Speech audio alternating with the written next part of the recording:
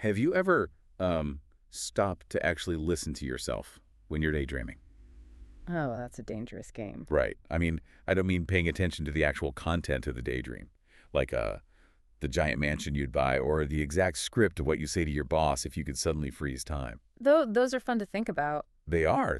But I mean, paying attention to the literal mechanical gears of the language you're using to build that daydream in the first The place. grammar of it. Exactly, the grammar.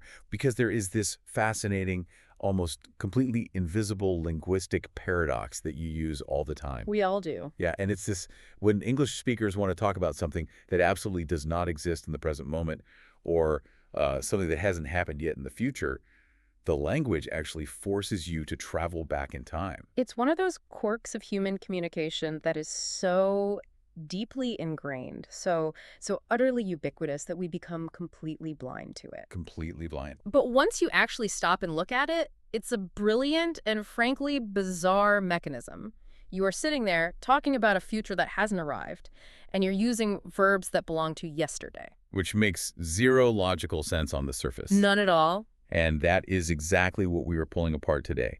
Our mission for this deep dive is to take a magnifying glass to a collection of linguistic data, cultural case studies, and grammatical frameworks that essentially function as a masterclass on what grammarians call the second conditional. Right, the dreaded second conditional. The dreaded second conditional. Yeah. But I want to be super clear right off the bat.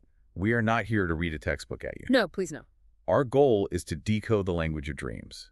Hmm. We want to look at the mechanics of hypotheticals and the exact phrasing of human wishes. We are looking at how you construct the unreal. And we really need to establish why that distinction matters. I mean, why do we even need a specific set of linguistic tools to talk about things that just aren't real? Because it's a huge part of how we communicate. Exactly. This isn't just some dry academic exercise to help someone pass an intermediate English exam. Although it will help with that. Oh, absolutely. Yeah. Understanding the mechanics we're going to discuss will certainly secure you a better grade on a B1 or B2 proficiency test, but that's just a byproduct. We are really talking about how human beings use language to create entirely parallel universes. Parallel universes, I love that. It's true, though. We are talking about the architecture of unreal present and future scenarios. When you master this specific grammatical structure, you aren't just memorizing a rule. Right. You are unlocking a whole new level of social maneuverability. You gain a deeper capacity for imaginative expression. And maybe most importantly, you acquire the ability to safely navigate high-stakes conversations without ever actually committing yourself to a concrete reality. A linguistic safety net. Exactly that. You can build an entire world, invite someone into it, test out an idea, and then just dismantle the world before anyone gets hurt. But before we get into the heavy grammatical math of how we build these alternate realities, the linguistics research we're looking at today grounds us in the very vocabulary we use to mark time and desire. It starts with the concrete. Right. The materials emphasize some foundational terms to start, specifically focusing on words like milestone and anniversary. I think it's crucial that the data starts there, in the realm of concrete reality, before moving into fantasy. Why is that? Because we have to understand how we anchor ourselves in the real world before we can understand how we escape it. What's fascinating about words like milestone and anniversary is that they reveal a deep human need to impose structure on something that is entirely abstract. Time. Time? Let's look at the literal origins of the word milestone. Historically, a milestone was not a metaphor. It was an actual stone. It was a physical, heavy stone placed beside a road.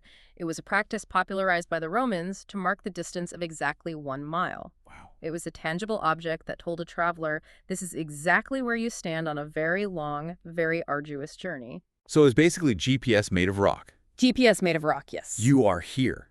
You have traveled this far. You have this far left to go. Exactly. But metaphorically, we've taken that literal road marker, pulled it out of the dirt, and applied it to the invisible timeline of our lives. We do it constantly. We do. A milestone today is a significant event. It's a graduation, it's signing a mortgage, it's finishing a massive project at work, or even just reaching a personal health goal. We use this vocabulary to force a pause in the relentless forward motion of our lives. That concept of forcing a pause is so vital here. Time doesn't naturally pause. No, it just keeps going. It flows continuously, without any inherent chapters or dividing lines. We have to artificially create those lines. A milestone creates a sense of celebration. It is a psychological command to stop walking for a second, look at this metaphorical stone you've reached, and appreciate the distance you've covered. And the word anniversary functions in a very similar yet distinctly cyclical way, right? It does. Anniversary comes from the Latin roots annus, meaning year, and versus, meaning to turn. The turning of the year. The turning of the year. Unlike a milestone, which often marks a linear progression. Like moving from point A to point B. Right. An anniversary acknowledges that we are on a rotating sphere. The year turns, and we return to the same point in the cycle, but with a new layer of experience. That's a great way to visualize it. Both of these words represent our desperate human need to make reality feel manageable. If we didn't have milestones and anniversaries, life would just be a formless blur of passing seconds. We need these vocabulary markers to assign meaning to reality. Okay, so we have these heavy, concrete anchors for reality. But then the research takes this incredible, sharp pivot right into the ethereal. It leaves the road entirely. It really does. We transition from the heavy stones of reality into what the authors call the magic dictionary. We start looking at vocabulary entirely divorced from reality. Words like genie, magic lamp, the word wish, and the specific phrase to grant a wish. It's a jarring transition in the text, but a brilliant one for establishing the foundation of the second conditional. How so? By explicitly introducing words like genie or magic lamp, the authors are immediately signaling to the reader that we have definitively left the realm of the possible. We're not in Kansas anymore. We are no longer talking about milestones we can achieve through hard work. We are establishing a strict binary system. Reality on one side, fantasy on the other. Let's hover on the word wish for a moment, because it's doing a tremendous amount of psychological heavy lifting here. It has a dual nature. It really does. As a noun, it's a tangible, almost quantifiable thing you possess. Like, I made a wish. Feels like you're holding a coin you're about to throw into a fountain. Yes. But as a verb, it is the active, ongoing process of yearning for the impossible. I wish I could fly. The duality of wish is really the core of everything we are discussing today. A wish fundamentally implies a deficit. A deficit. Yes, it requires a lack of something in your current reality. You do not wish for something you already possess. That makes sense. And interestingly, you rarely use the word wish for something that is easily attainable either. What do you mean? If you are hungry and there's an apple sitting right there on the table, you don't say, I wish for that apple. No, I'd say, I want that apple, or I'm going to eat that apple. Exactly. You wish for the gap between your concrete reality and an impossible fantasy. So it requires a chasm that you cannot cross on your own. Precisely. And that is why the phrase to grant a wish is so linguistically significant. Because you need help crossing the chasm. Right. By using that phrase, we are collectively acknowledging that the power to bridge that gap lies completely outside of our own human agency. It requires external intervention. It requires magic. It requires a genie. The vocabulary itself concedes defeat to reality. So we have this concept of wishing for the impossible. But how does that translate to how we actually talk to each other on, say, a Tuesday afternoon at the office? We aren't usually talking about genies at the office. Right. We aren't always talking about flying cars. The linguistics data highlights a highly specific, everyday phrase that acts as a bridge between normal conversation and this hypothetical, magical space. That phrase is, if I were you. Such a powerful phrase. It is. When you think about it, giving someone advice is a complete minefield. It is notoriously difficult. If I just walk up to you and tell you what to do, it feels aggressive. It feels like I'm trying to control your reality. But if I were you, acts as this brilliant psychological buffer. It is arguably one of the most profound acts of linguistic empathy we have in the English language. Really? Linguistic empathy. Absolutely. Let's break down what is actually happening cognitively when you say those four words.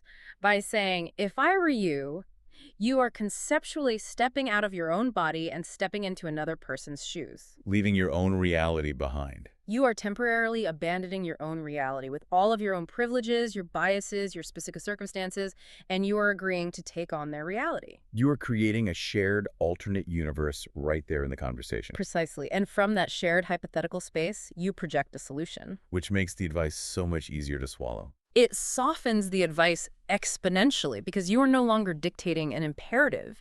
You aren't saying you must do this. You're stating what you would do. Yes, you're stating what you would do if the impossible suddenly occurred and you magically inhabited their life. It removes the ego from the advice. It's the difference between pointing a finger at someone and standing next to them looking at the exact same problem together. Exactly. But of course, the researchers contrast this warm, empathetic phrase with its absolute polar opposite. They do. If I were you, is the warm embrace of shared reality. The phrase they contrast it with is, dream on. Dream on.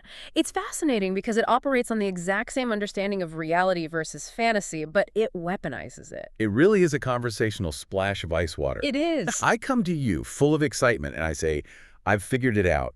I'm going to quit my sensible accounting job, move to Hollywood with no money, and become an A-list movie star by next Tuesday. And I just look at you and say, dream on. Right. I feel the sting of that immediately. But what is mechanically happening there? Why is it so effective at just shutting me down? Pragmatically, it is the most efficient way to enforce the boundary between the possible and the impossible. How so? When you say dream on, you are explicitly categorizing my ambitious plan as a literal dream, a subconscious fantasy that only exists when the brain is disconnected from the waking world. You're saying my idea cannot survive contact with daylight. That's a great way to put it. It immediately severs the connection between my idea and our shared reality. It's very dismissive. It is dismissive, yes, but it relies entirely on both of us understanding that there is a line between what can be achieved, The milestones. right, the milestones, and what requires a genie, the wishes. You were telling me I need a genie, and since genies don't exist, I need to wake up. It's brutal but necessary sometimes. Yeah. Okay, so we've mapped out the vocabulary. We know how to identify the boundary between the real and the unreal. But how do we actually build the sentences that cross that boundary? This is where the grammar comes in. Let's get into the architecture of the unreal, the grammar itself. I want to break down the actual mechanical structure of this second conditional that the literature is so focused on. The formula. The formula. The core blueprint for building an alternate reality is this. If plus the past simple tense, followed by a comma, and then the subject plus would plus the base verb. It genuinely looks like a line of computer code or a mathematical equation. It really does. It has a strict if-then logic to it. If this condition is met, using the past simple, then this outcome occurs, using would. Right. The prime example the text provides, which I think is the most universally understood hypothetical in the world, is, if I had $1 million, I would buy a boat. It's a classic for a reason. I don't care where you grew up or what your native language is. Dude. Every human being has played the what would I do if I won the lottery game. It is the ultimate shared hypothetical because it relies on a universal desire for sudden, transformative resource acquisition. That's a very academic way of saying everyone wants to be rich. Fair enough. But it perfectly demonstrates the formula in action. Let's look at the pieces. If I had is the past simple form of the verb to have. Then the comma, the pivot point. Exactly. I would buy would, acting as the modal verb of possibility, followed by the base verb buy. The mechanics are straightforward enough. But this brings us right back to the paradox I mentioned at the very beginning of our deep dive. The time travel aspect. Yes. This is where I struggle, and where I think a lot of people intuitively struggle, even if they use it correctly. In that sentence, we are inherently talking about the future. We are. If I win the lottery tomorrow, I will go to the boat dealership tomorrow afternoon. The action is entirely forward-looking. So why on earth are we using the past tense had if I had $1 million? It feels like a glitch in the language. It feels like a glitch until you understand the underlying cognitive framework. This is perhaps the most profound philosophical concept hidden within English grammar. Wow, okay. Lay it on me. We need to explore what linguists sometimes call the philosophy of distance. The philosophy of distance. Yes. Why use the past simple to talk about the present moment or the future? The answer is that in this specific grammatical structure, the past tense has absolutely nothing to do with chronological time. That is such a counterintuitive idea. We spend years in school learning that past tense means yesterday. If it's not about time, what is it about? How does past tense function if it's not pointing backward on a clock? It is functioning as a marker of distance. I want you to visualize reality as a physical space. Okay, I'm visualizing. Imagine a circle drawn on the ground around you. Everything inside that circle is your current, concrete reality. So facts. Facts, the things that are objectively true right now. Yeah. I am sitting in this chair. I have $10 in my wallet. It is raining outside. These facts are standing right next to you inside the circle. Okay, I'm in the circle of truth. Right. Now, when we want to talk about something that is slightly removed from our current experience, but still entirely within the realm of possible reality, we just change the chronological time. Like talk about what we did yesterday. Yes, or what might logically happen tomorrow. We are still inside the circle, just looking forward or backward in time. Got it. But what happens when we want to talk about something that is fundamentally, objectively untrue? Like having $1 million when your bank account is empty. We can't keep it inside the circle. Yeah. It doesn't belong there. Exactly. We have to push it completely outside the boundary of our reality. We have to create cognitive distance between the truth and the fantasy. And how does the language do that? The English language accomplishes this spatial distancing by borrowing the grammatical tool we usually use for temporal distancing. The past tense. The past tense. By shifting back a tense, by saying had instead of have, the speaker is raising a linguistic flag. Like a warning sign. Exactly. That flag signals to the listener, warning. The following statement is conceptually distant from our shared reality. It is purely hypothetical. The grammatical distance on the sentence level mirrors the conceptual distance in your mind. So we are hijacking the past tense and using it as a spatial tool. A lever to push the idea away from the present reality. When I say, if I had $1 million, I'm not saying yesterday I possessed $1 million. I'm saying in an alternate universe that is located very far away from my current financial reality, I possess $1 million. Beautifully explained. The psychological distancing effect of the past tense is a defense mechanism. A defense mechanism against what? Against reality. It allows us to explore dangerous, impossible, or highly unlikely scenarios from a safe vantage point. If we didn't use the past tense, if we said, if I have $1 million, I will buy a boat, that implies a real possibility. It sounds like I'm expecting a massive check in the mail any minute now. Exactly. The past tense insulates us from the truth. We are protected by the grammar itself. It's incredible to think that we are bending the rules of time to bend the rules of reality. We are using temporal distance as a metaphor for unreality. It's very elegant. It is. But as with everything in the English language, the moment you establish a beautiful, elegant rule, you immediately trip over a bizarre exception. Of course. It wouldn't be English otherwise. Which brings us to a specific quirk in the architecture. The subjunctive phantom. We need to talk about was versus were. Ah, the subjunctive. The linguistic data we're reviewing highlights a rule that causes immense confusion not just for learners, but for native speakers every single day. Just hearing the word subjunctive is usually enough to make people tense up. It sounds like a medical condition. It really does sound like something you need an antibiotic for. But let's strip away the intimidating terminology and just look at what the rule actually dictates. Okay. The rule states that in the second conditional, when you're using the verb to be, the pronouns I, he, she, and it. Which in normal past tense would always take was. Right, they're supposed to take were instead. So according to the textbook, instead of saying if I was rich, you are strictly required to say if I were rich. And this naturally begs the question, why is there a sudden rebellion against the standard rules of conjugation? Why do I and he suddenly behave like we and they? This is the ghost of the subjunctive mood haunting modern English. The ghost. Yes. The subjunctive mood is a grammatical category used specifically to explore conditional, imaginary, or non-factual situations. That's exactly what we're doing here. Right. In many Romance languages, the subjunctive is a robust, everyday part of the grammar. You conjugate verbs differently all the time for it. But in modern English, it has almost entirely withered away. It's practically extinct. It survives only in a few fossilized structures, and this specific second conditional exception is its most prominent remaining stronghold.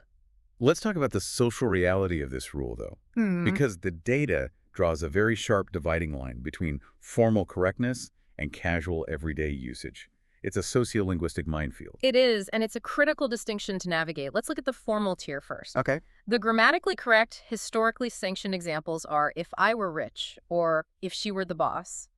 This is the English you will find in academic writing, in classic literature, and in formal speeches. It is the gold standard of correctness. But if I walk out of this studio and go down to the coffee shop on the corner, what am I actually going to hear? In everyday, casual street English, you are going to hear native speakers say, if I was rich, constantly. All the time. It is pervasive. The reality is that the language is evolving in real time. For a huge portion of the population, the cognitive distinction between was and were in these hypothetical scenarios is blurring, or has disappeared entirely. So the drive towards simplification is overriding the historical subjunctive rule. Exactly. Okay, but this requires a massive caveat. I want to emphasize a critical warning from the materials we're looking at. If you are a listener who is actively studying for a B1 or B2 level English exam, or if you are taking any formal language proficiency test, Do not use was. right, using were is absolutely non-negotiably mandatory. That cannot be overstated. While saying, if I was rich, will pass completely unnoticed in a casual conversation with friends, it will absolutely trigger a red pen from an examiner. They are looking for it. They are. In formal settings, using if I were acts as a shibboleth.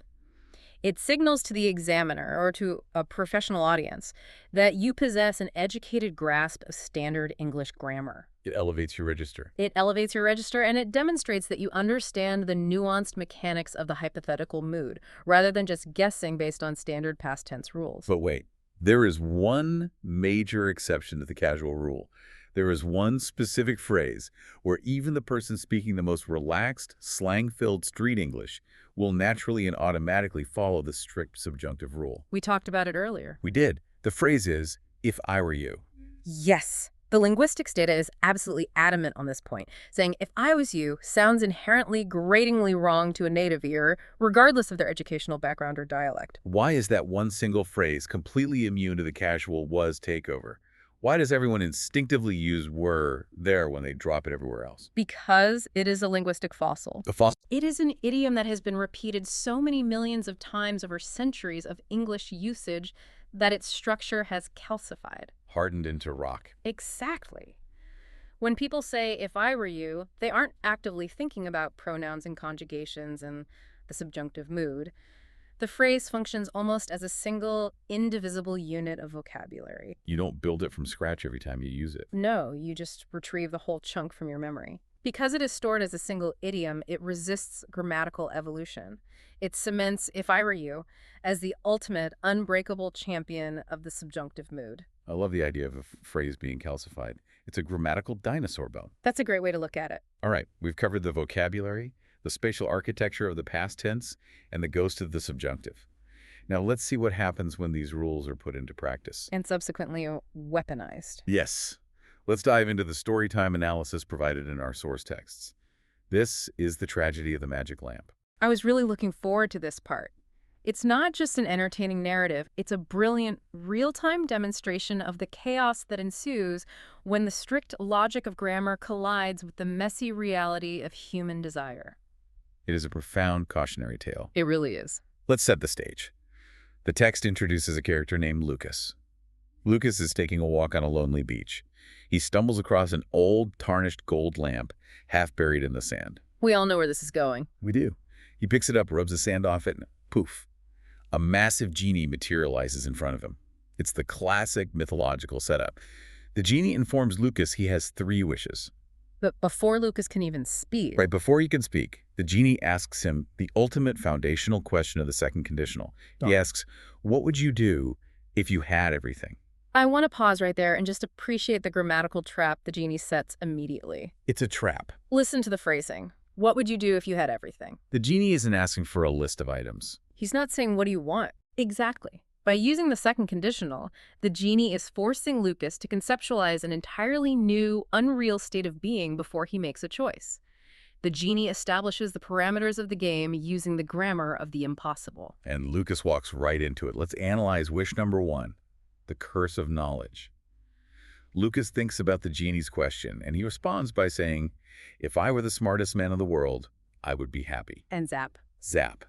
The magic executes, the smoke clears, and Lukas suddenly finds himself wearing thick glasses, surrounded by towering stacks of heady, complex books. And how does he feel? Well, he doesn't look joyful. He looks around, sighs heavily, and says this is boring. It's magnificent. This is a textbook execution of the monkey's paw trope. Explain the monkey's paw for those who might not know. The monkey's paw is a classic horror story where a magical object grants wishes exactly as they're spoken, word for word, but always with terrible ironic or tragic consequences because the wisher failed to account for context. Be careful what you wish for.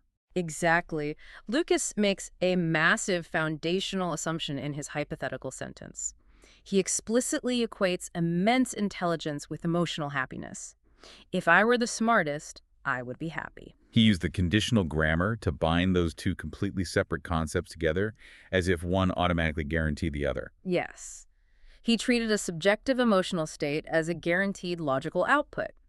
But, as we know, vague hypotheticals often backfire catastrophically when forced into reality. They really do.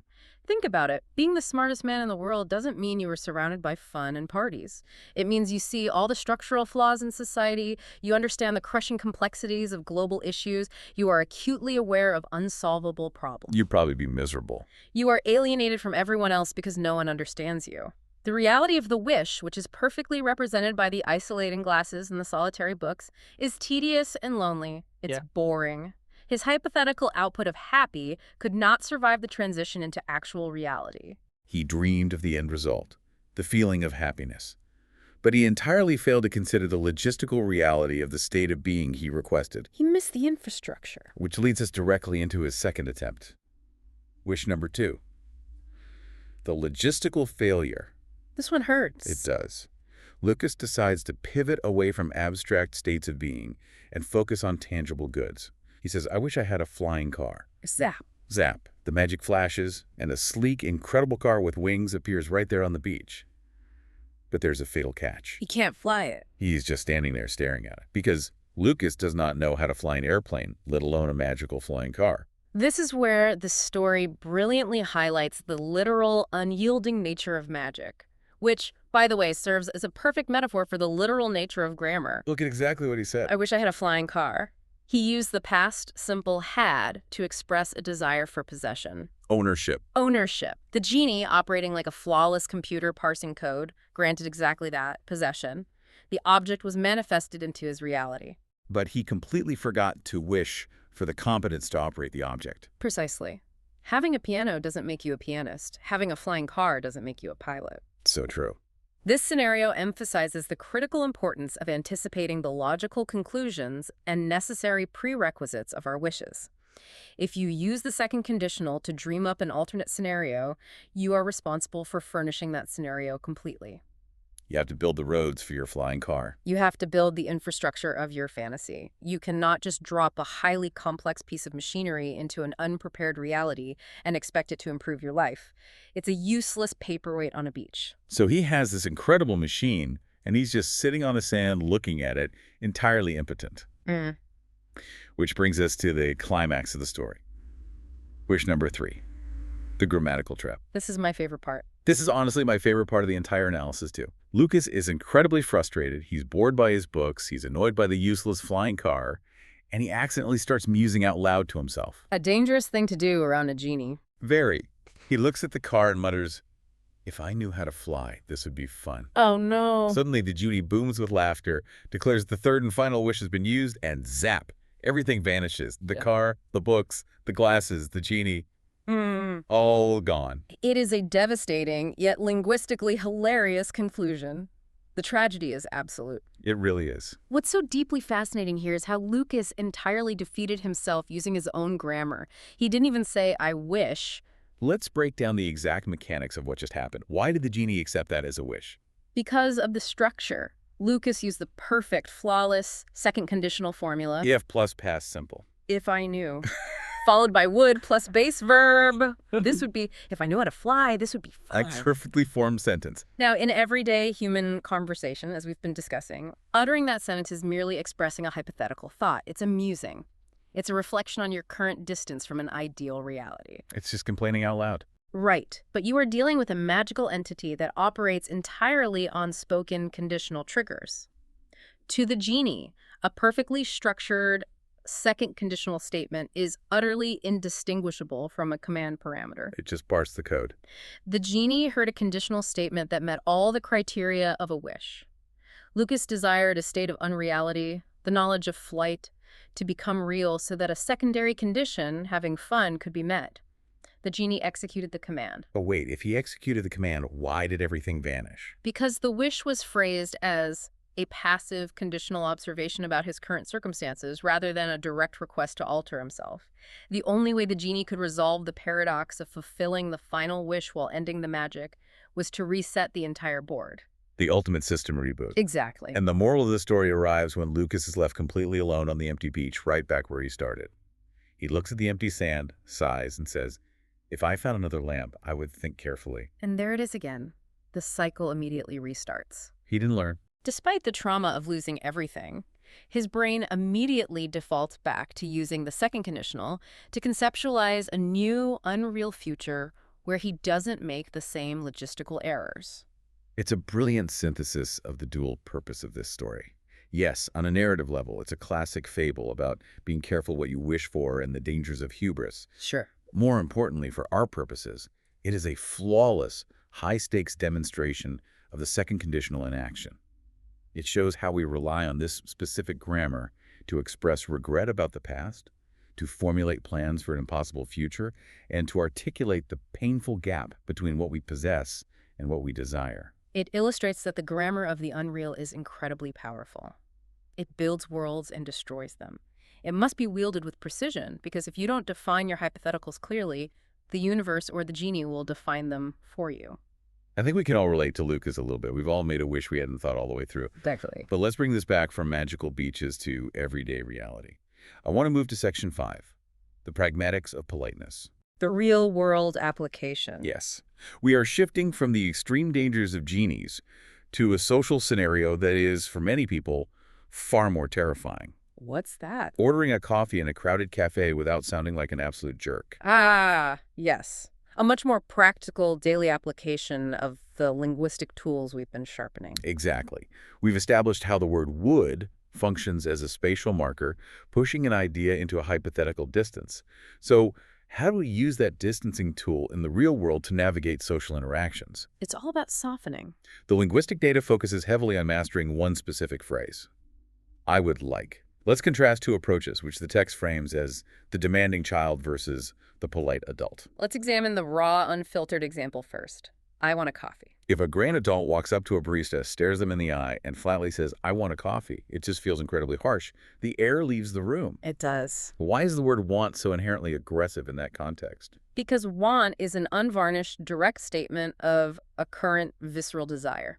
It is deeply rooted in the ego. It's all about me. It is a declarative fact about your internal state, and by stating it to someone else, you are implicitly demanding that they resolve your internal state.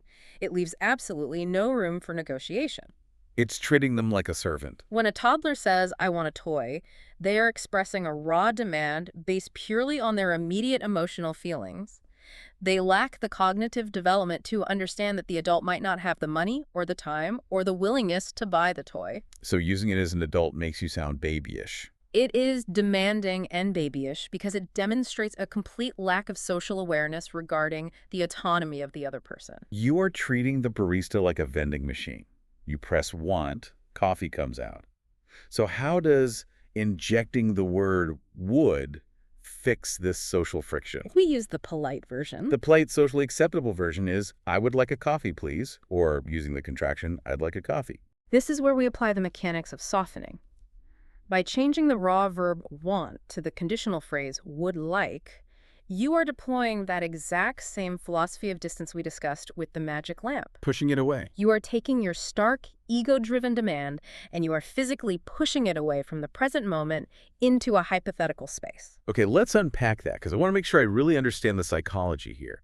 How does saying "I would like" actually put the coffee into a hypothetical space? I mean, I'm literally standing at the counter. I'm holding my credit card.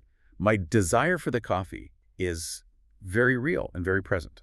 Your desire is real, yes, but linguistically, you are framing the fulfillment of that desire as a hypothetical scenario. The fulfillment is hypothetical. Exactly. You are essentially saying to the barista, in a hypothetical ideal universe, it would please me greatly if I were to have a coffee. You are presenting your desire not as a mandate that must be obeyed, but as a conditional state that you are inviting them to help you achieve. The research materials make a really fascinating cross-cultural comparison here that I think illuminates the point perfectly. The German comparison. Yes. They compare the English "I would like" to the German phrase "ich hätte gern," which translates roughly to "I would gladly have."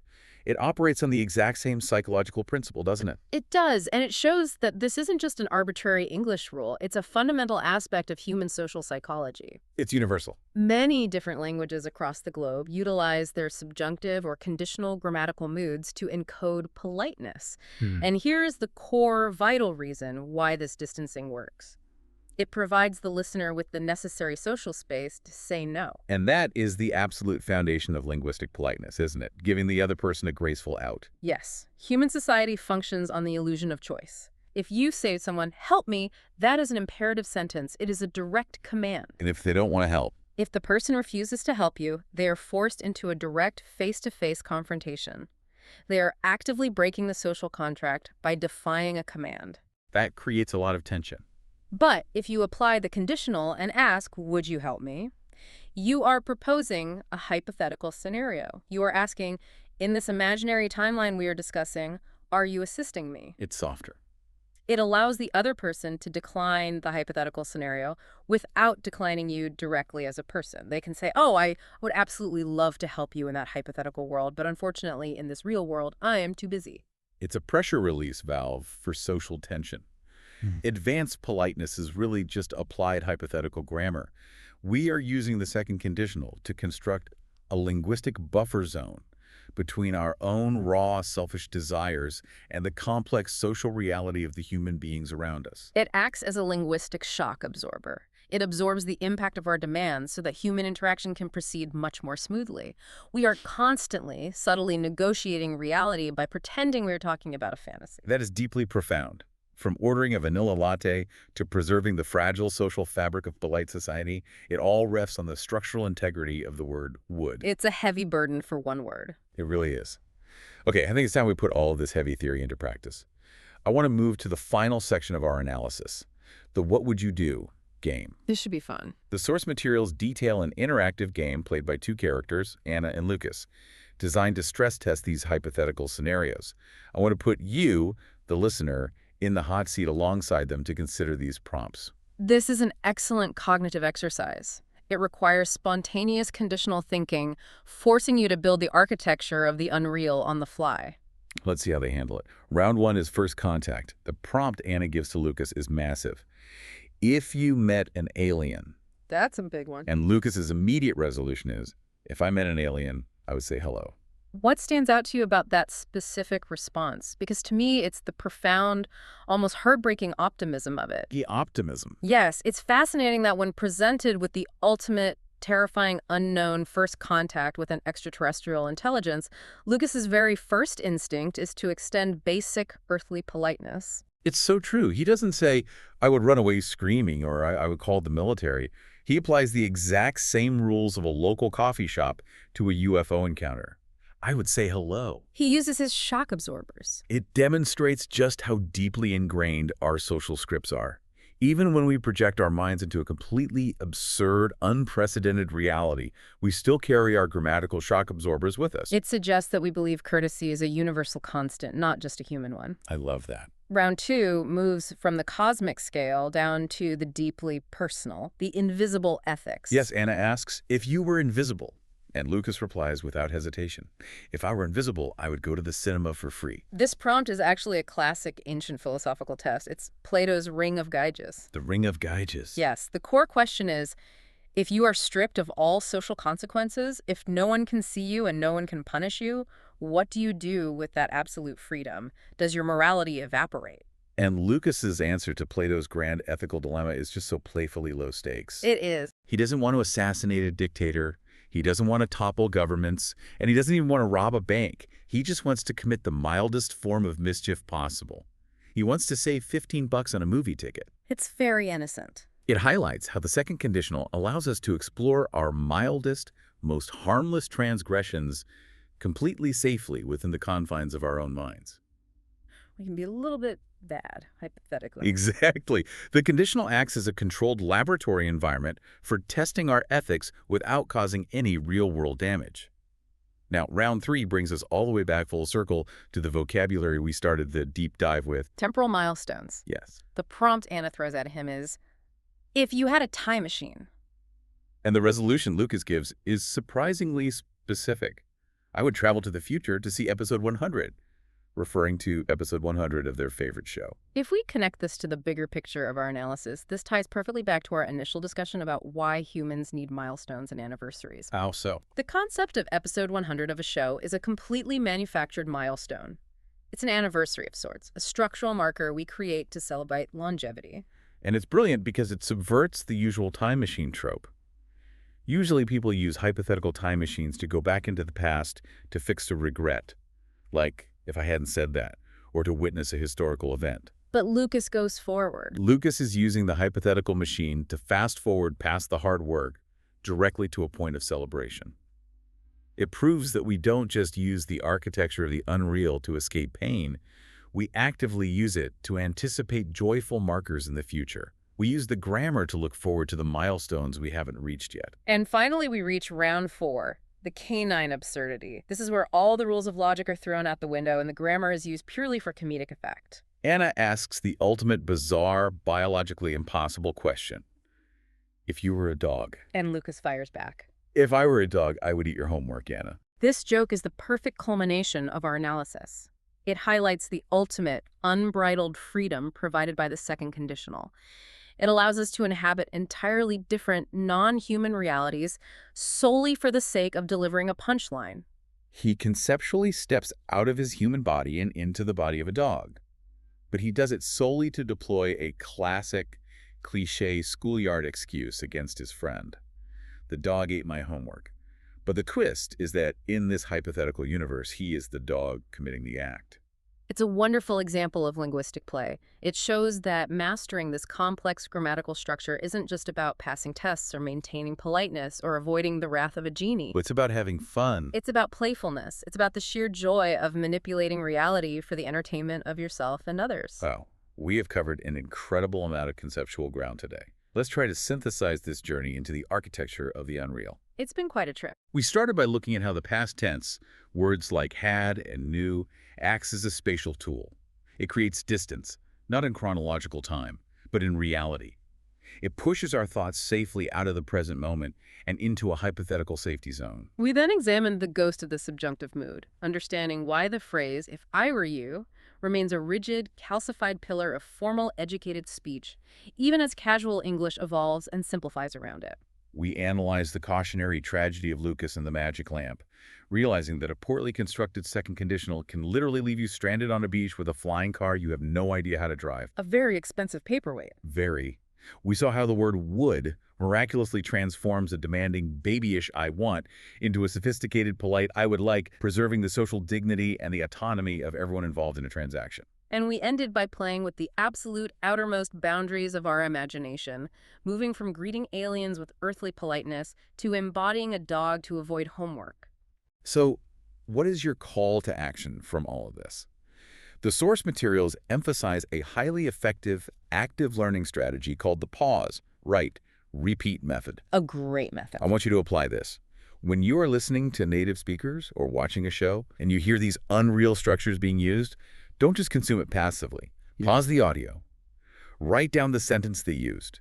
Or better yet, write down your own hypothetical using the formula, and then repeat it out loud. Practice is key. Practice is the only thing that turns this dense, confusing grammar into an achievable automatic reflex. And before we close this deep dive, I want to leave you with one final provocative thought. I love these. A philosophical question for you to ponder long after you take your headphones off. Throughout this discussion, we have seen how our grammar strictly dictates the mathematical formula for how we must phrase the impossible. If plus past simple, would plus verb. We have to follow the rules to build the unreality. But I want you to consider the reverse. To what extent does mastering this specific grammar, the second conditional, actually expand the boundaries of what your mind is capable of imagining? Oh, that's heavy. The Sapir-Whorf hypothesis, essentially. Exactly. Think about it deeply. If your native language did not have a built-in mechanical mechanism to express hypothetical distance, if you literally did not possess the vocabulary or the tense structure to build that parallel universe, would you still be able to dream one up?